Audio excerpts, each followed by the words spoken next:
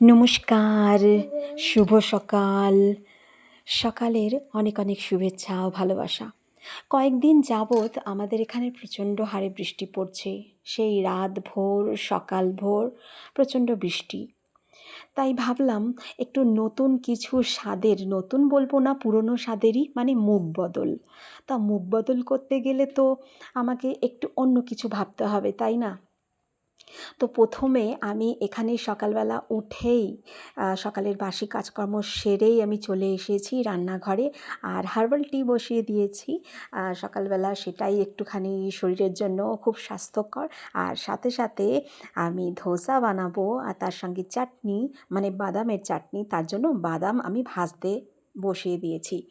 আর সকালবেলা উঠে তো বাচ্চাদের জন্য দুধ দরকারি, তো সুতরাং সকালবেলা দুধটা গরম করে দেওয়ার পর আবারও চলে আসলাম আমি রান্নাঘরে।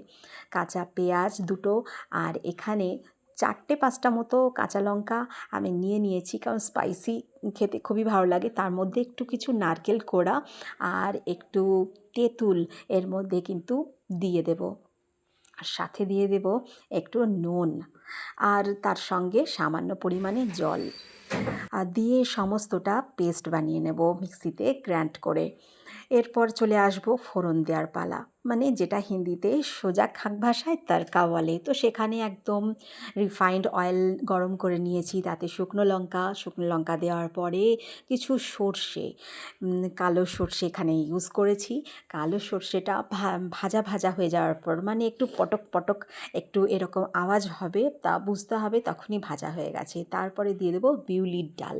বিউলির ডালটাও হালকা ভেজে নেওয়ার পর, তবে খুব বেশি ভাজা যাবে না, একটু হালকা ভেজে নেওয়ার পরে দিয়ে দেবো কারি পাতা। কারি পাতা দিয়ে দিলেই কিন্তু আমার তড়কা মানে ফোড়নটা কিন্তু একেবারেই রেডি হয়ে যাবে।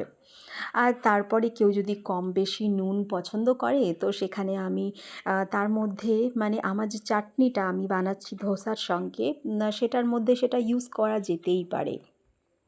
এমনিতে তো এই সমস্ত চাটনি যে যেরকমভাবে নানানভাবে, যেরকম পুদিনা পাতা, ধনে পাতার সেই সমস্ত চাটনি হয়, কিন্তু বাদামের চাটনিটা একদম অপরিহার্য। আর আমার মনে হয় খুবই মানানসই আর খুব পছন্দের, আমাদের প্রত্যেকের, আমাদের পরিবারের প্রত্যেক সদস্যরই খুবই পছন্দের এটি।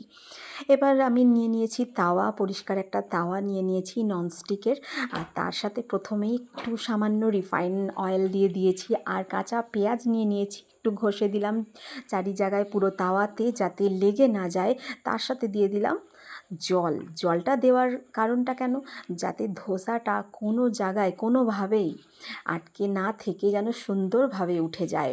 হ্যাঁ, অবশ্যই এটা মাথায় রাখতে হবে যে তাওয়াতে করা হচ্ছে সেটা যেন একদম চিকনা থাকে, মানে একদম তেলতেলে থাকে, তাহলে কিন্তু ধোসা ভীষণ সুন্দর ওঠে।